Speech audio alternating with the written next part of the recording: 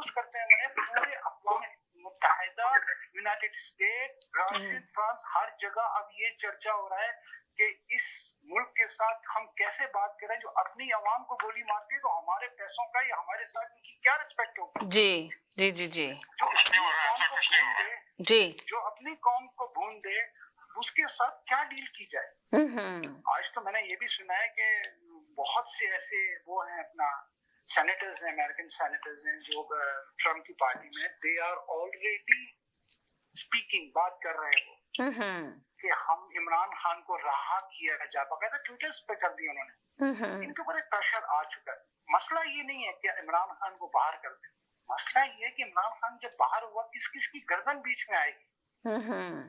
जिसने कत्ल किया वो, जिसके घर का तकद्दुस खराब किया है वो, जिसको जेलों में डाला है वो, जिसको गोलियां मारी है वो, जिसकी पार्टी तोड़ी है वो, जिसके इलेक्शन का निशान चुना है वो, जिसको 47 पे जिताया वोट से वो, कितनी कितनी गर्दनें आनी है।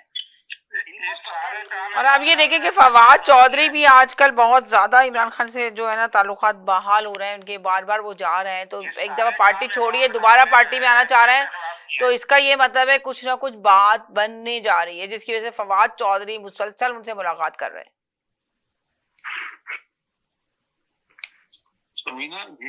इस वक्त ये मुझे जी, सैयद साहब की लाइन ड्रॉप होगी क्या? एक मिनट, सैयद साहब बात कर रहे थे जैदी भाई, अभी मैं इनसे बात कर लूँ, शुएब भाई फिर आपको बोलती दोबारा से। हाँ जी जी बोले, इनकी बात कंप्लीट हो जाए फिर। देखिए शॉर्ट में वाइंड अप करता हूं मैं बात। हाँ हाँ जल्दी से कर दे ताकि फिर दूसरे कॉलर जो एक बात नहीं बोले वो बोल लें। जी सारी बातें एक जगह पे, फिर दोबारा से रिपीट दोबारा से कॉलर को करेंगे। जी, इमरान खान को बंद किया आपने, बुशरा बीबी को बंद किया, ठीक है मान लिया, लेकिन कम से कम यार जान लेना, ये कहाँ की सियासत है? ये कौन सी सियासत है कि आप गोलियां चलाएं अपनी आवाम के ऊपर? चले सैयद भाई आ गया, समीना मैं भी बोल सकता हूं। नहीं आप अभी बाद में बोलिएगा प्लीज, आपकी टर्न निकल गई, अब शुएब भाई आए उनसे बोल लेते फिर बोलिएगा। जी अभी सैयद साहब पूरा बोल दें फिर आपसे। जी सैयद साहब आपका हो गया मैसेज ना, आप चलें। आपको दोबारा पॉइंट राइज करता हूँ, उसके बाद थोड़ा साजिद भाई को बोलने का अच्छा बोल। हाँ अच्छा ही बोलते हैं, बोलने का मौका दूंगी, ये नहीं कि नहीं दे रही, होल्ड पे रहना अभी तो।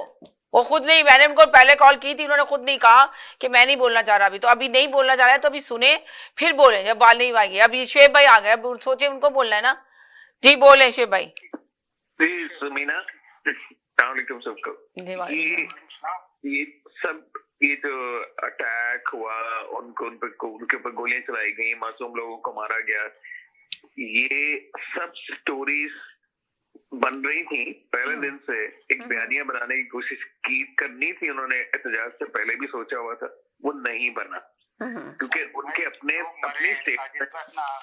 लोग मरे यार मुझे बात तो चलो इनको बात करने दें, सैयद साहब बात करने दें, उनकी अपना तज्जिया है ना, प्लीज प्लीज बात करने दें।